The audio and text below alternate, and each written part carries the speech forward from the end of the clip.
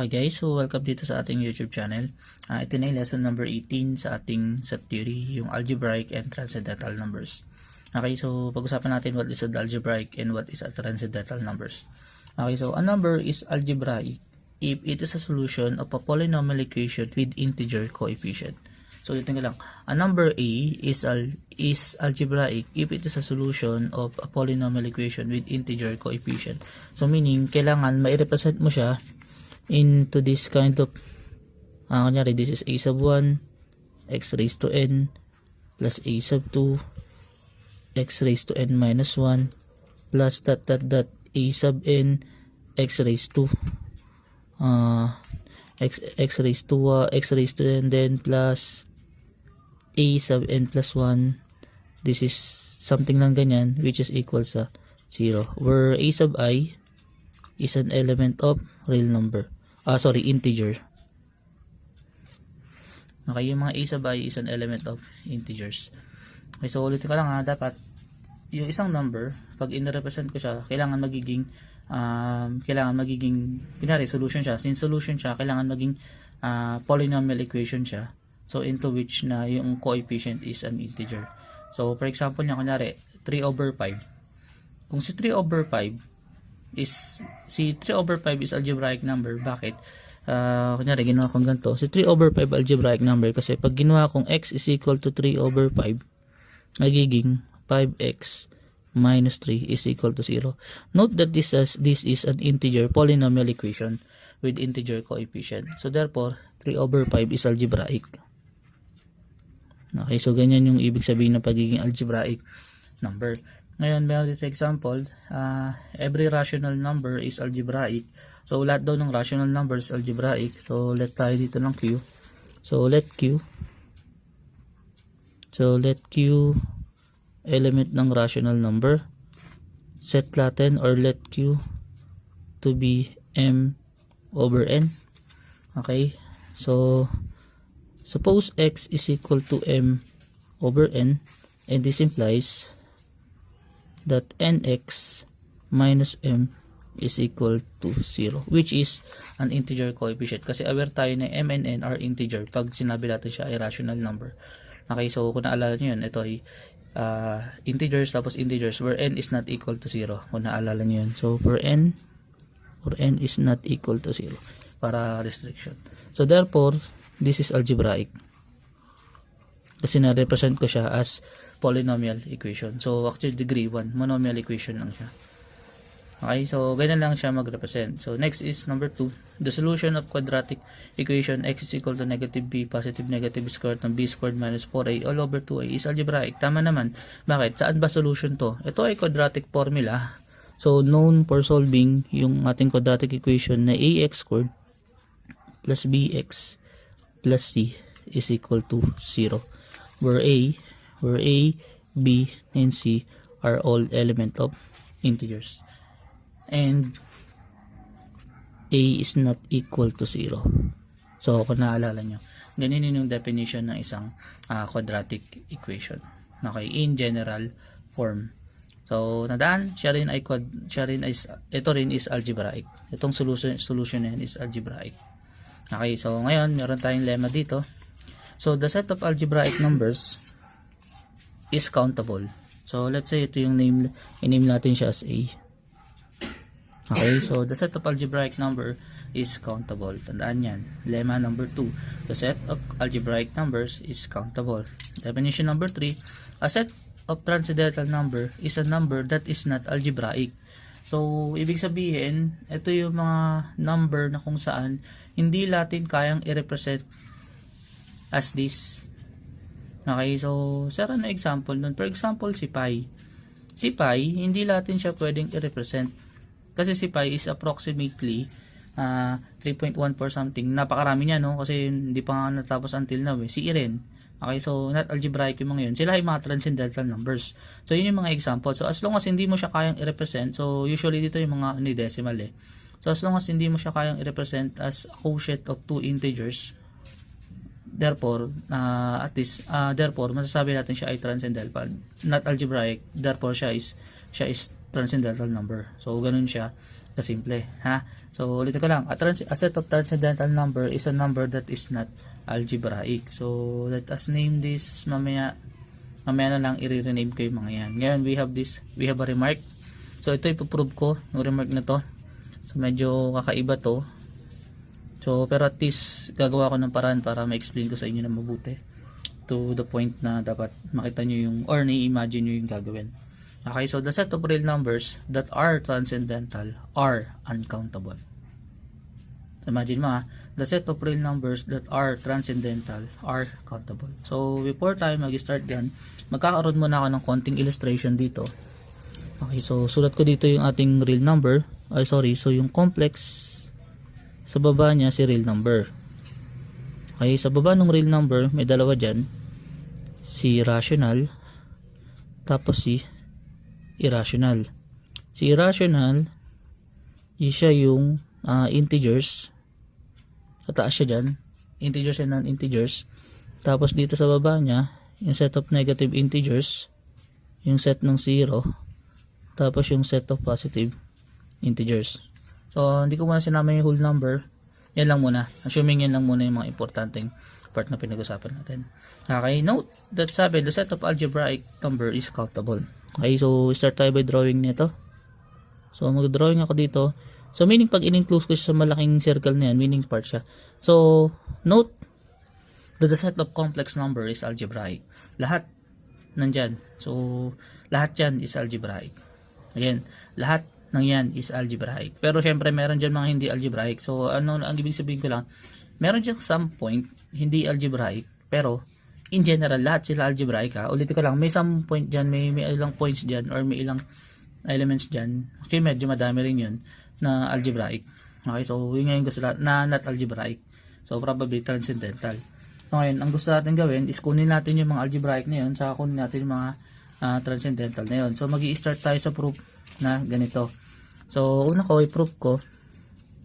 Ito yung proof.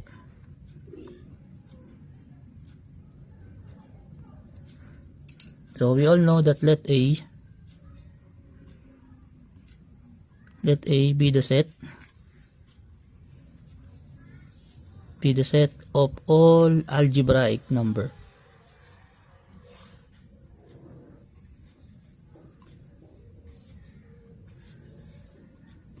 Okay, so let A be the set of all algebraic number under dyan sa aking binulugan na yan.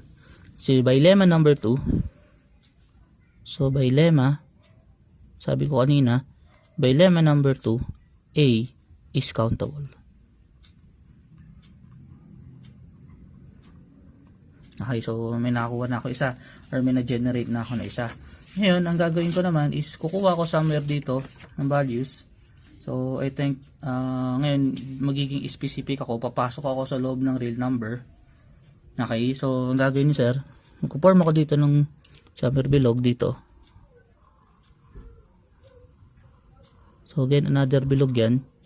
Let me call this A sub real number. Okay, that is the set of algebraic real numbers. So let ulit tayo dito. So let A sub real numbers be the set of all algebraic real number. Algebraic real numbers. Okay, as alam natin na ganito, as A sub real number is a subset ni A. So kita naman subset siya dyan. So A sub real number, so yung A sub R is also countable. Okay, bakit sir? Countable yung malaki, countable yung superset ko, so therefore countable din ako as subset. Okay, so next is palitin pa natin konti yan. Ang gagawin ni sir is kukuha ulit ako ng something dyan sa loob na yan. Kukuha ako ng something na IC. So maglilet ako ng mga algebraic number dito sa irrational number. So kukuha ako dyan ulit. So bibilog si sir dito. So let me call this I sub C. Okay, so si I sub C, ililet ko si I sub C. So let natin. So let I sub c be the set of all algebraic numbers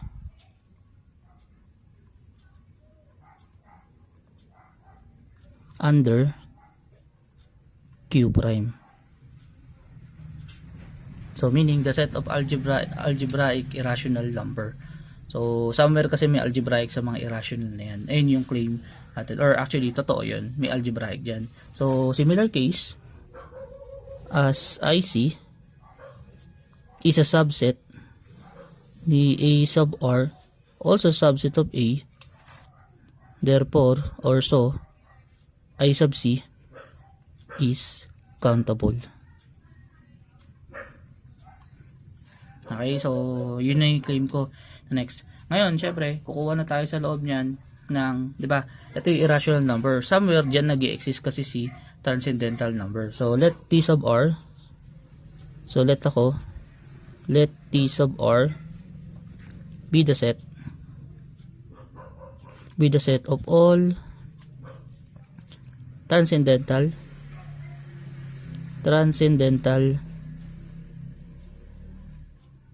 number o numbers under yung set na yung under na Q prime.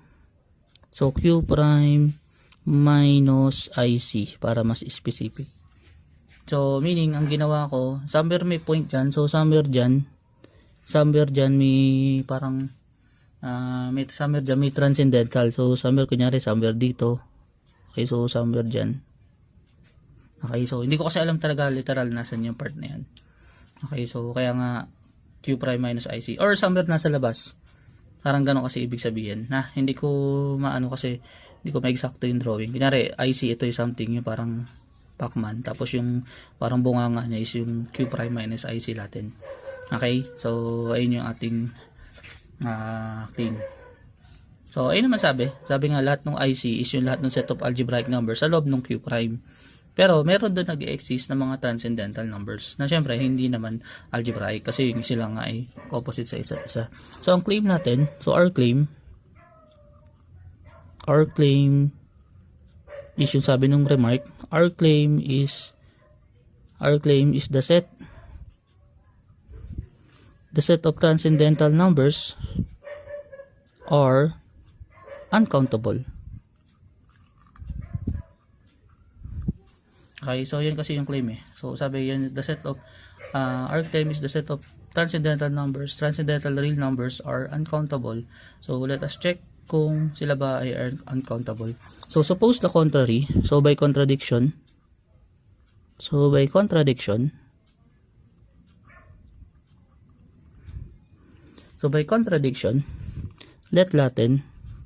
let T sub R be countable.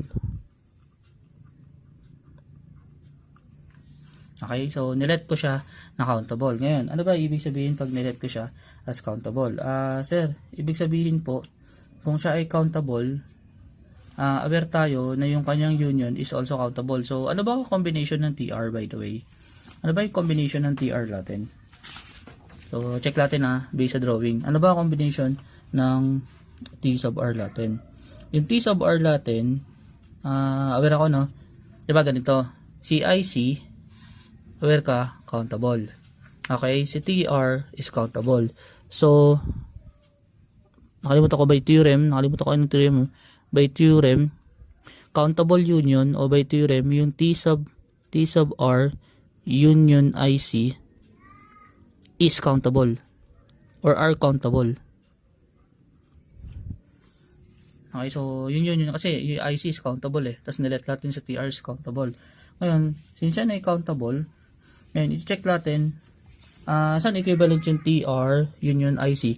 Yung TR union IC, note na yung T sub real number union IC is equal sa irrational number. Kasi sila yun Sila yung component ng part na yun IC union TR, sila yung Q prime. Okay? So, kung naaalala nyo, na-prove natin na yung Q prime is by lemma. I think may lemma yun. So, remember remember that Q prime o si set of irrational number is uncountable. Okay, kung naaalala nyo sa mga previous video. So ulitin ko lang ha. Yung TR nilat natin na countable. Since yung IC is countable, yung union nila is countable also. So alam natin na yung TR union IC is Q prime. Okay? Kasi nga based sa drawing. Yan, since remember that Q prime is uncountable, which means this is a contradiction. In which bakit ang claim natin TR is countable. Meaning ito yung P. Kumbaga sa proving natin, ito si P, ito si not P. Bakit? Kasi si P nilet natin na sa TR is countable. So therefore, na-prove natin sa countable. So somewhere si P is true. Pero somewhere nagkaroon tayo ng not P kasi si Q prime is uncountable. So meaning P and not P. So since by RIP to or contradiction, therefore nagka-exist tayo ng contradiction. Therefore the set of transcendental real number are uncountable.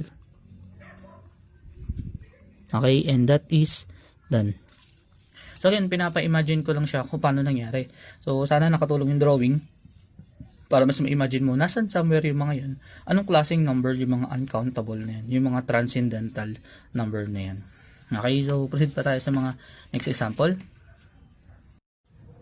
Definition number 4, a set B subset ng X is co-countable if X minus B is countable, that is B contains all but countably many elements of X. So medyo kakaiba definition, no? So masasabi kong countable si B na subset ng X. So masasabi ko si B is co-countable subset of X if yung X minus B is countable. Parang ang dating in terms of drawing ganito. Parang kanina, no? So kunyari, ito yung mismong X, ito yung B, so ito yung X minus B. Okay, yung X minus at including B. Kung si B countable, okay, kung si X minus B is countable, okay, so without knowing B, we all know, therefore B is co-countable. Okay, ganyan yung ibig sabihin niya nung definition na yan. So ngayon, let's have example. So kung naalala nyo, dinefine ko si TR, the set of transcendental numbers. Note that TR, what is TR? So note T sub R. Okay, note that T sub R is a subset of real numbers. So bakit? Laman siya ng real numbers eh. Somewhere nandoon siya sa loob. Okay, kung naalala sa NC T sub R, laman siya ng real numbers. Okay, so countable si real numbers pero laman lang siya. Somewhere nandoon siya. Okay, ngayon, so since alam ko subset siya sa first concern, no, si TR yung B, TR is a subset ng real number X.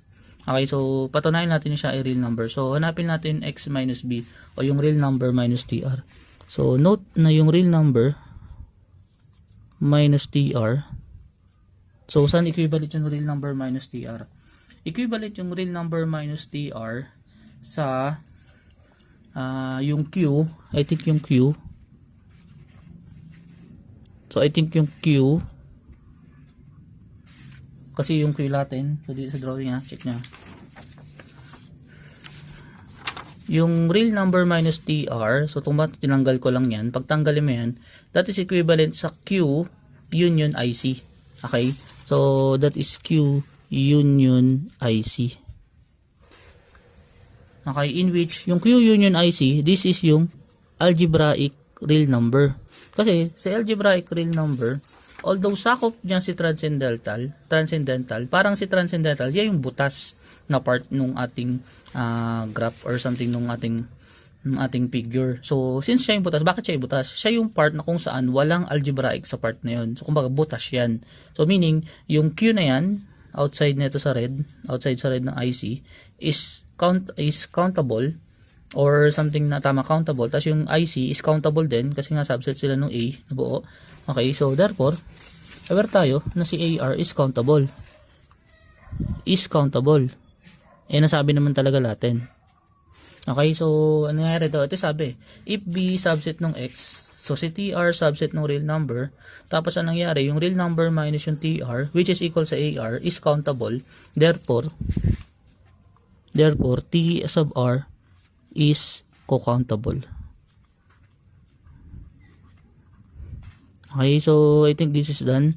So, hindi naman proving actually. So, pinagpakita lang naman ng example. Okay, so, yun yung example na pagiging co-countable. So hoping na naintindihan mo dito ba sa illustration din ni sir. Okay, so, I think tapos na tayo sa infinite sets. Ngayon, pasok na tayo sa number theory. So, part ng set theory is i-discuss sa inyo yung introduction sa number theory. So, trabaho namin talaga as instructor sa set theory na maituro yan. Saka, part talaga ng set theory yan. Since pinag-uusapan natin si set din kasi ang number theory. So, to be honest, si set theory yung malawak, dumiin lang konti. So, pag sinabing number theory, pinag-uusapan lagi is integers. Okay, so, ayun yung gagawin natin. So, at least, pag-usapan na natin, i-discuss ko na. Tapos, may relation pa rin naman sa set theory natin. Okay, mag-alala. So, in general, set theory pa rin naman talaga siya. Kahit tumiin pa sa syllabus. So, huwag din kayo mag-alala. Medyo malapit-lapit na tayo matapos. Mga 20 pa. Joke. So, important properties of integers.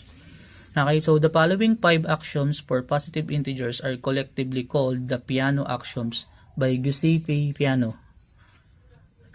So again, this is the Peano axioms. So axioms mean property. So axiom means property. Sorry.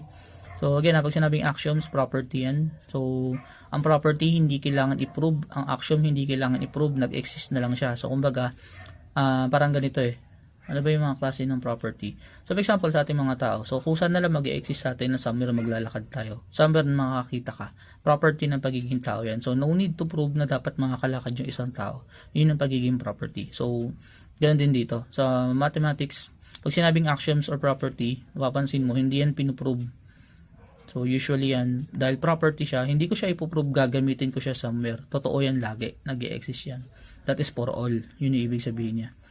Okay, so ito na yung Peano axioms number 1. 1 is an element of z plus. Or alam niyo yung z plus. Z plus is also the natural number or natural number. So in some book kasi, yung Peano axiom is parang construction of n or natural number. Pero sa akin kasi sa reference ko, positive integers yung pinag-uusapan. Although, siya rin naman yung natural number. Aware tayo dyan. Okay, so ulit ko lang ha. Axiom number 1 is an element of natural number or positive integers. Tama yun. Sure yan. Number 2, if n is an element of z plus, then its successor n plus 1 is an element of z plus. Tama yun. So ngayon, ano ibig sabihin ng successor? Si successor yung plus 1. For example, kung si 3, note that si 3 is, kunyari si 3, so alam natin, so example na lang, si 3 is element of z plus. So, si 3 plus 1, which is equal to 4, is successor.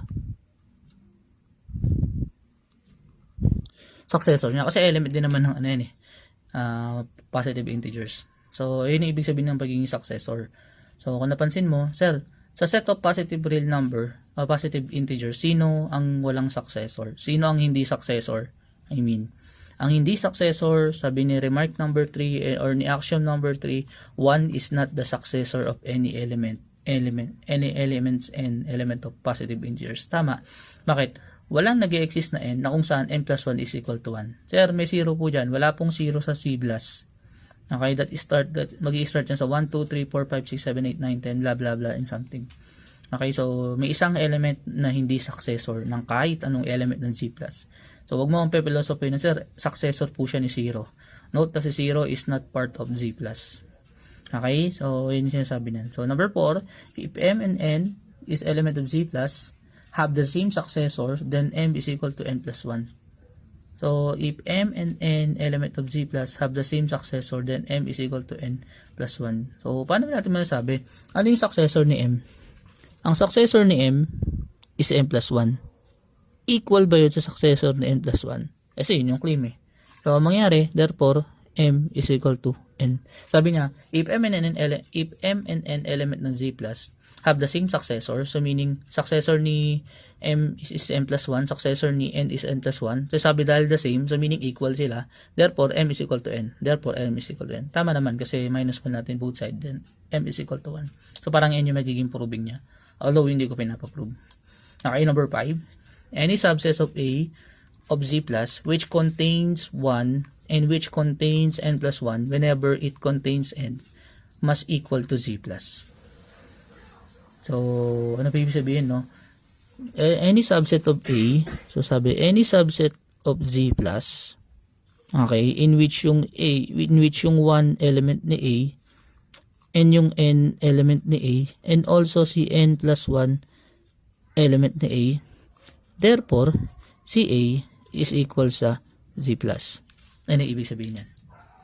So, tama naman kasi may tatlong klase tayo ng pagiging ng Peano axioms eh. May tatlong importante dyan eh. Una, 1 is an element of Z plus. Now, if n is an element of Z plus, therefore n plus 1 is an element of Z plus, eh siyempre, yung n is arbitrary. So, ayun yung tatlong importante. Ito yung axiom 1, axiom 2, to be specific, axiom 2 lang yan. Okay, so axiom 1 and axiom 2, meaning yung A is less equal to Z plus. Okay, kung ganun yung mangyayari. Okay, then let's have theorem. So, theorem, the well-ordering principle of Z plus or Z. So, ano yung ibig sabihin ng well-ordering? Pag sinabi mong well-ordering, ganito kasi yan. Well-ordering means merong list element tayo, tapos increasing yung arrangement niya. Or something na, kunyari, nagbigay akong set. The set containing 7, 5, 4, 3, negative 2, negative 1, 7, 8, 10. Okay, ganun ginawa ko. It is not well-ordering. Bakit? Hindi kasi siya, yung set ko is hindi naka-arrange increasing or decreasing, tapos wala akong nakikitang may nakita akong list element pero ayun nga, dahil nga hindi siya naka-arrange in increasing or descending order, decreasing order, hindi siya well-ordering. So ano ibig sabihin na pagiging well-ordering sa integers? Ang integers is well-ordered. Bakit? Mag-start ka sa 1, so Z plus kunyari, so mag-start ako sa 1 going to 2, 3, 4, 5, so may list element ako which is 1, tapos napansin mo no, sa property ni axioms, kung andun si n, may successor siya, si n plus 1. So, kung nakita ko si 6, andun si 7. Nakita ko 7, may successor siya, si 8. Nakita ko si 8, may successor siya, si 9. So, tuloy-tuloy yan. Hindi natitigil sa successor.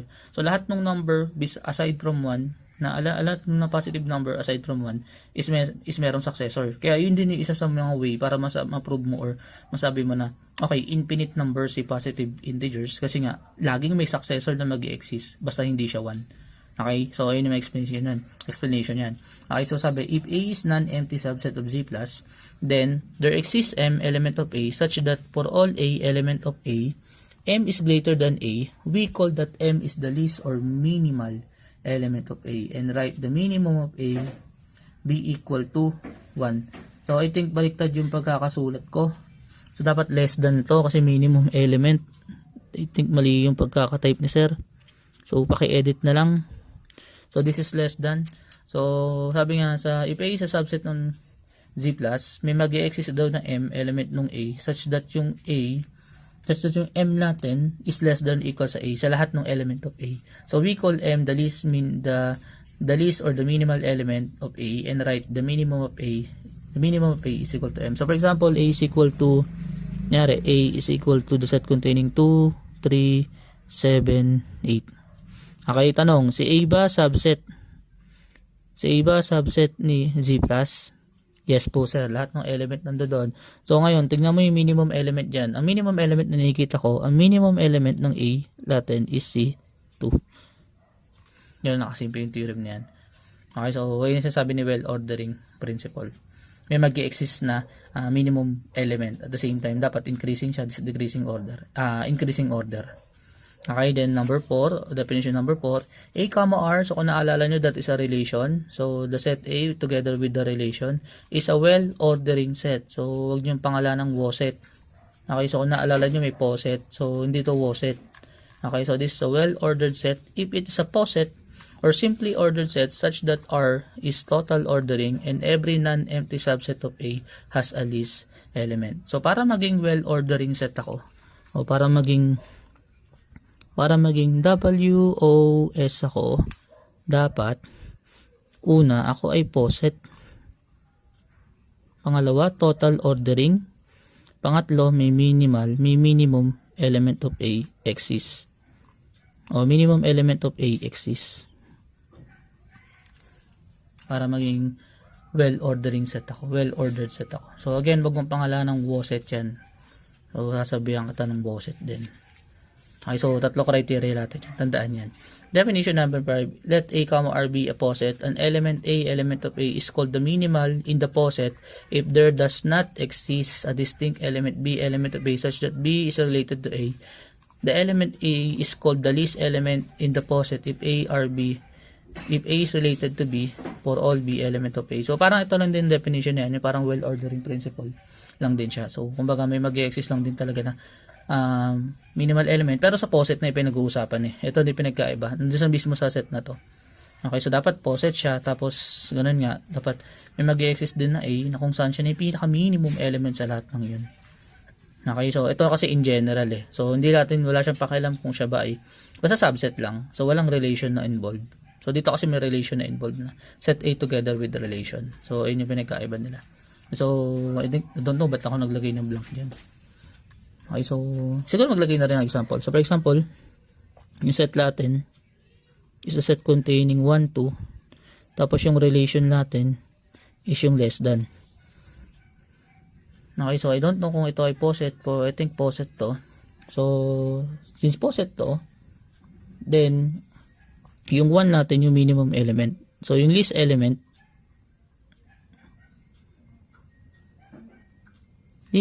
of A is 1 obviously. So suppose na yung A, R natin is poset Pero check nyo na lang, I think poset yan. Tas total ordering kasi comparable naman lahat ng element. Tapos nag-exist yung minimum element na 1. Okay, so ayun lang yun. Yung parang pangatlong criteria ng well-ordered set natin. Okay, so least element na pinag-uusapan dyan. Okay, then remark, the least element is unique when it exists. So tama yun, the least element is unique when it exists. So sir, possible po ba dalawa yung least element? No, imposible yun. So hindi mo kasi pwede sabihin, sir, least element ko, favorite number mo si 2, pero may nakita kang 1. Sir, least element po 1 and 2. Kasi favorite ko po si 2, least element siya. Tapos po si 1, dahil siya po yung mas maliit kay 2, least element din po siya. So hindi pwede yun.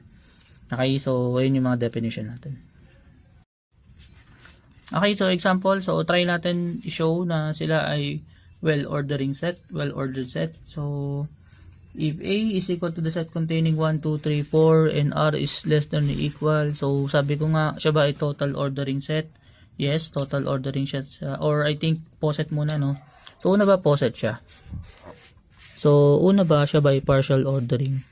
Is R partial ordering? Pero write muna natin, no? Dahil less than or equal. R is the set containing 1, 1, 1, 2, 1, 3, 1, 4, tapos 2, 2, 2, 3, 2, 4, think, tas 2, 1. So, ay di, bawal 2, 1 kasi less than. So, next is 3, 3, 3, 4, then lastly 4, 4. Okay, kasi less than yung relation natin. So yun na naman. So check na natin siya ba ay partial ordering? Yes, partial ordering siya. Okay, so this is R is partial ordering. R is partial ordering. Okay, R is reflexive. Obvious naman si 1, 1, 2, 2, 3, 3, then 4, 4. R is antisymmetric. Yes, bakit? Dito si 1, 2, wala si 2, 1. Okay, dito si 2, 3, wala si 3, 2. Okay, so R is anti. Also, R is transitive. Obvious yan. Kasi set, ano yan eh. Tawag dito. Yan ay less than. So, obvious na transitive. 1 is less than 1 is less than 1, less than 2. 1 is less than 2, less than 3. Okay, ganun yan. Andiyan yan eh. So, transitive siya. Therefore, siya ay poset. Okay, since poset siya, obviously, PO siya, pero aware tayo na comparable lahat ng element. So, note that this is also, note that A, R is total ordering. Or yung R natin, sorry. Note that R is total ordering also. Okay, what is the minimum element of A? The minimum element of A is obvious 1. Kasi kita naman dun. Okay, since 1 is less than 2, less than 3, less than 4.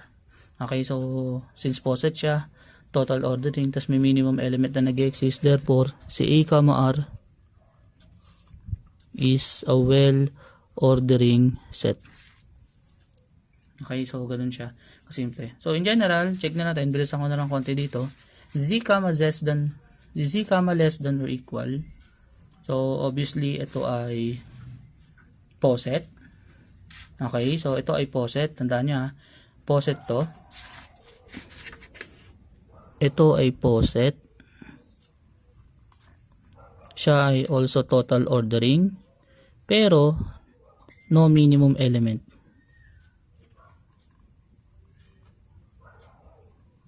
Okay, so sir, bakit po no minimum element? No minimum element kasi negative infinity pa yan eh. Marami pa yan. Okay, so therefore this is not WOS. Next, ito naman, this is also poset. So parang similar. Total ordering, pero no minimum element din. So again, si minimum element naka-base sa set, hindi sa relation. Okay, naka-base sa set. Since integer siya, wala siyang minimum element. Pero unlike dito, sa Z+, nirevise ko yung taas. Kung naman sa inyo, ito may minimum element na. May minimum element to, 1. May minimum element to, 1. Tapos, since poset siya, TO siya, tapos may minimum element, may minimum element. So, obviously, itong dalawa is, ito ay well-ordered set. Okay, since may minimum element sila. Since minimum of Z plus is equal to 1. Okay, at the same time, poset siya saka total ordering. Okay, so tandaan yung bagay na yan. Okay, next is the principle of induction. So, inulit ko lang to. Ngayon, medyo magkakaroon ng konting revision sa pag-prove natin ng ating ganitong way. So, medyo magkakaroon tayo ng base case, inductive case, mga ganun yung gagawin. So, ibahin ko konti yung galaw. So, hanapin ko lang paano yun. Ayun nga, meron siyang base case, inductive case. Ganun lang yung mangyari dito. So, pag nag-prove ko sa mathematical induction dito, base case, inductive case. Dito sa sa number theory. Sa set theory kasi ganun yung proving step 1, verification, tapos step 2 is induction hypothesis, tapos proof of induction. Dito naman, base case, meaning for n is equal to 1, inductive case, let n is equal to k, then show that n is equal to k plus 1. Ganun yung mangyayari. Okay, so yun yung inductive case dito. So sabi niya, principle of induction, let S be subset of Z plus such that 1 is an element of S, and if K is an element of S and K plus 1 is an element of S, then S is equal to Z plus. So kung napansin mo, parang yung kanina lang din, yung aking dinefine theorem. So I think, parang siya si, ito, parang si axiom number 5. Napansin mo, no? Kung si A subset ng S, so si S subset. So, ibig sabihin yung number 5 pala, parang yung induction. Tama. So, property siya. So, kaya nga, napansin nyo, no? May nag-prove na po ba ng induction? Wala pa. Ginagamit si induction para mag-prove. Pero, wala pa nag-prove ng theorem ng induction. Kasi yung property na talaga siya. Literal. Pero sa advanced calculus, ipoprove siya. Ipapakita ko siya somewhere kung ako yung proof nyo dun. Papakita ko siya siyempre. Okay, so show that for all n, example natin, papakita ko to ha. So, meaning nga, dalawa yung step lang dito. Base case, saka inductive step. Ganun lang. Yan ang papakita ko. Base case, saka inductive. Okay, sa set. Tapos, goal na natin, ipoprove na siya agad. Okay, so show that for all n element of z plus 1 plus 3 plus 5 plus 7 plus dot plus 2n minus 1 is a perfect square. So, paano ba natin i-show ng perfect square to?